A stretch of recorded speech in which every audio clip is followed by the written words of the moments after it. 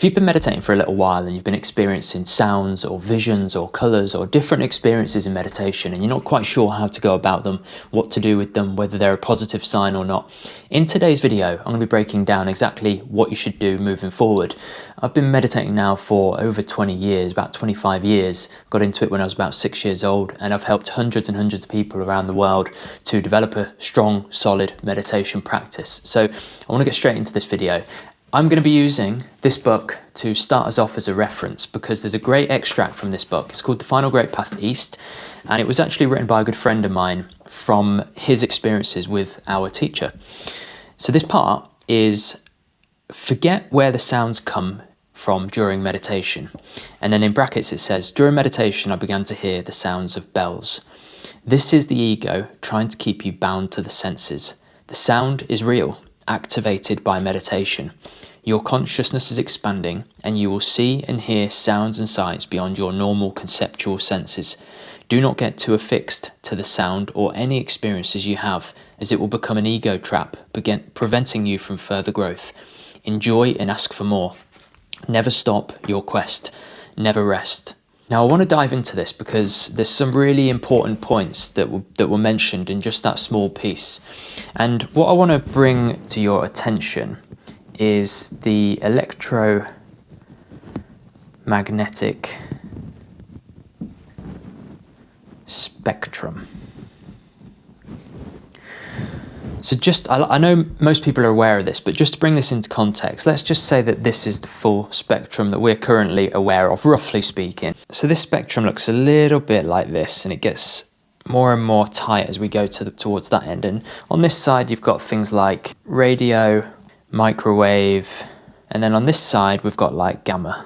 Well, out of the visible light that human beings can actually detect, the percentage, believe it or not, is 0.00035% of the full electromagnetic spectrum. As human beings, we have an instrument, which is this physical body and these senses and this brain, and during the day we're only able to take in so much. So if I drew a person here and just pretending that's us, we have this current range of information that we're able to take in, and the reason for that is because our 5 senses are limited. There's only so much bandwidth that we can take in through the senses. Now, what happens in meditation is we start to increase our consciousness. So when you go into meditation, what's normally suggested and recommended, and what you should start to do, is forget the body. As daft as that sounds, similar to how you go to sleep. When you go to sleep at night, you completely forget your body. Well, in meditation, although your mind doesn't also go into an unconscious state, you forget the body, but your mind is alert. Your mind is concentrated and alert.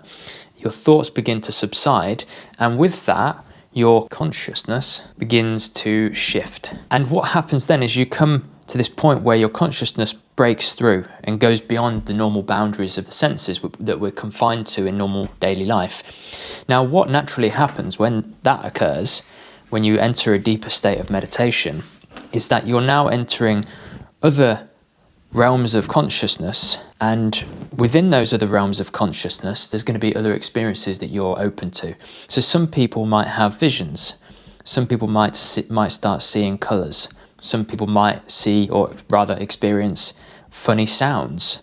Some people can actually experience different smells. I've heard people speak about smelling jasmine or incense, and they don't burn incense, or they don't particularly like incense. So the range of experiences that you can have will be completely varied. And obviously many people can have out-of-body experiences as well, where they start to enter places such as the astral plane. Now, if we look at the second part of this teaching, he says, it's actually the first part of this teaching. He says, forget where the sound comes from. This is the ego trying to keep you bound to the senses. The sound is real and it's activated by meditation. So it's activated by the fact that when we go into meditation, our consciousness at some stage or another, if we're doing it correctly and we hit that right frequency, a bit like a radio, tuning into a radio, once you hit that particular frequency, your consciousness will begin to shift.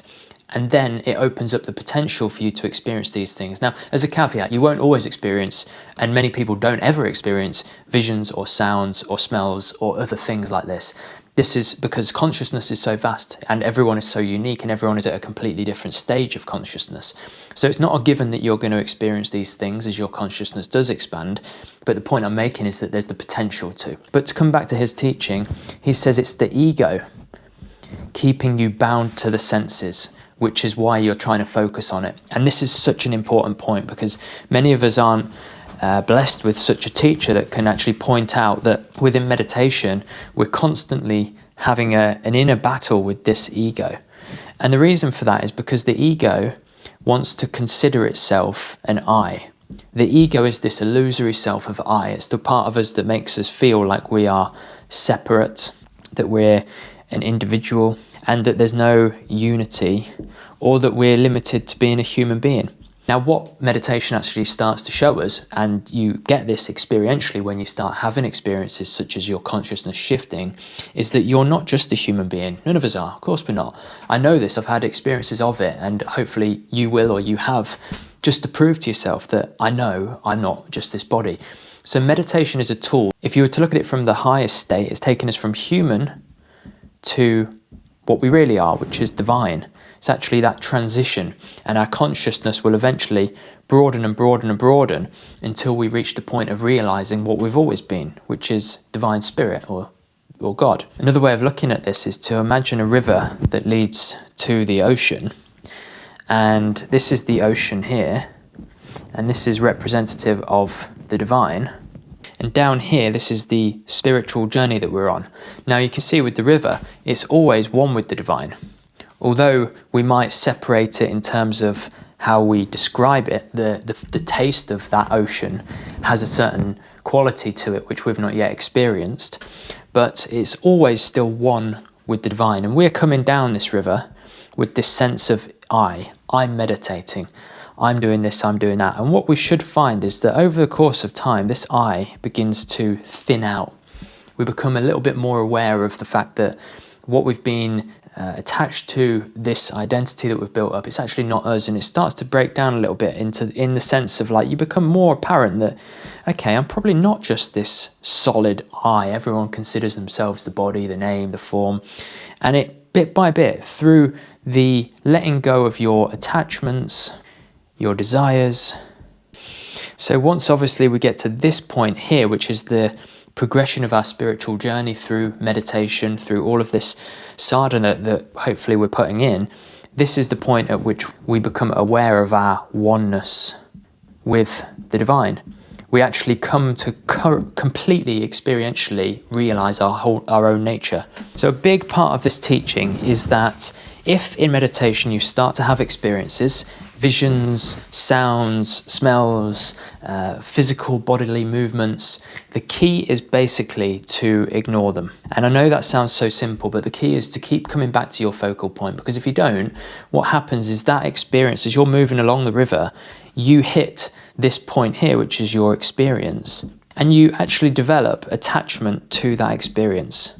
You actually find that you limit yourself to that experience, and you will go into the next meditation, if you're not careful, pining for that same experience. Whereas if you were to enjoy it, but let it go and not become attached to it, you might find that you will go beyond it, or you will definitely in time go beyond it. So you might be wondering, why does the ego do this? Why is it actually limiting our progress? Well, the ego believes it is an I, and it's built up this identity over many, many lifetimes.